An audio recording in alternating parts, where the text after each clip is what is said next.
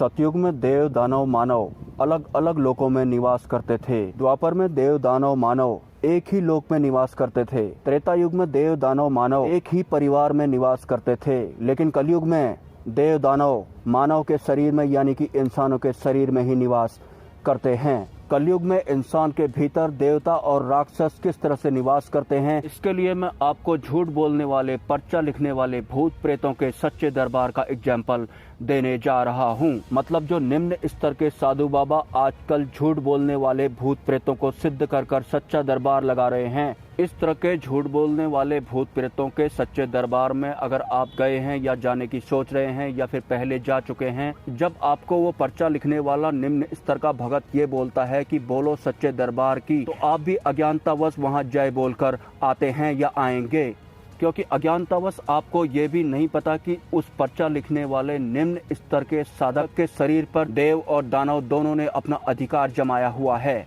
आपने कभी कभी इन निम्न स्तर के पर्चा लिखने वाले साधु बाबाओं को टीवी पर जरूर देखा होगा, जब ये अपने ही जैसे किसी निम्न स्तर के दूसरे पर्चा लिखने वाले साधु संत को चैलेंज कर रहे होते हैं। ये बोल रहे होते हैं कि अगर हिम्मत है तो हमारे दरबार में आकर हमारे सवालों का जवाब दो, या फिर हो जाए शक्ति परीक्षण कि किसके पास कितनी ज्यादा शक्तियां हैं। ये जब किसी दूसरे निम्न स्तर के पर्चा लिखने वाले साधु संत को चैलेंज कर रहे होते हैं तो उस वक्त इनके शरीर पर दानव सत्ता होती है। ठीक इसी तरह से जो निम्न स्तर का तामसी प्रवृत्ति का साधक रावण हुआ करता था, जो कि एक राक्षस था, वो कैलाश पर्वत या फिर शिवलोक में जाकर भगवान शिव को चैलेंज किया करता था कि हो जाए दो हाथ, हो जाए शक्ति परीक्षण।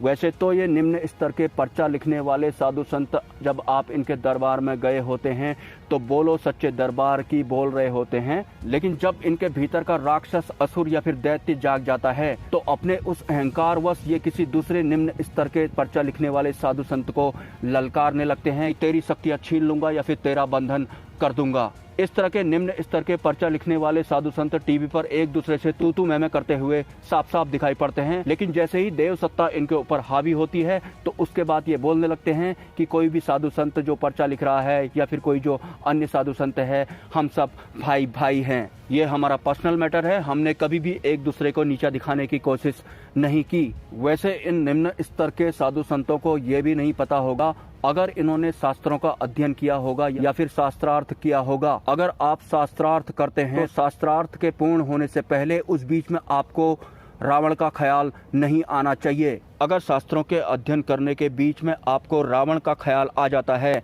तो आपका शास्त्रार्थ खंडित हो जाता है, और ये शास्त्रार्थ की एक कोडिंग है।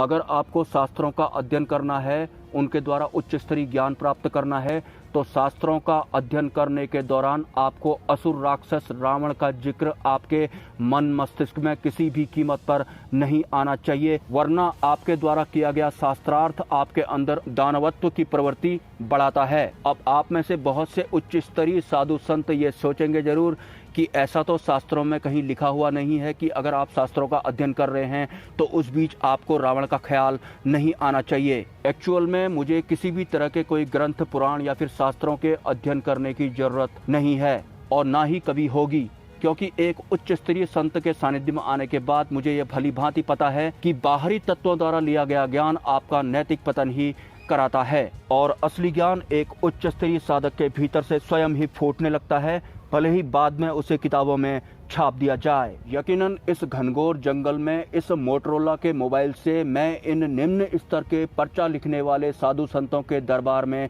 ताले जरूर लगा दूंगा। वैसे भी निम्न स्तर के झूठ बोलने वाले भूत प्रेतों को सिद्ध कर कर किसी का भूत भविष्य या फिर वर्तमान लफड़ा किसी पर्चे में लिखकर एक निम्न स्तर का साधु संत ही परमात्मा का कानून तोड़ता है कि जिसने जैसा कर्म किया उसे वैसा ही फल प्राप्त होगा। हमारा जो ये मानव जीवन होता है ये टोटली प्रारब्ध के अधीन काम करता है, तो प्रारब्ध की व्यवस्था से छेड़खानी करने वाले निम्न स्तर के साधु संत तो वैसे ही सजा के भागीदार बन जाते हैं। तो यकीनन परमात्मा के कानून तोड़ने वाले इन निम्न स्तर के भूत प्रेतों को सिद्ध करने वाले, पर्चा लिखने वाले साधु संतों का सच्चा दरबार मैं अपने मोटरोला के मोबाइल से ही इसका समापन कर दूंगा। मिलते हैं नेक्स्ट वीडियो में। ब्रह्मा विष्णु महेश, जय मां पराशक्ति। ओम कर्कोटकाय नाग कन्या आगच्छ आगच्छ कुरु कुरु फट स्वाहा। ओम कर्कोटकाय नाग कन्या आगच्छ आगच्छ कुरु कुरु फट स्वाहा। ओम कर्कोटकाय नाग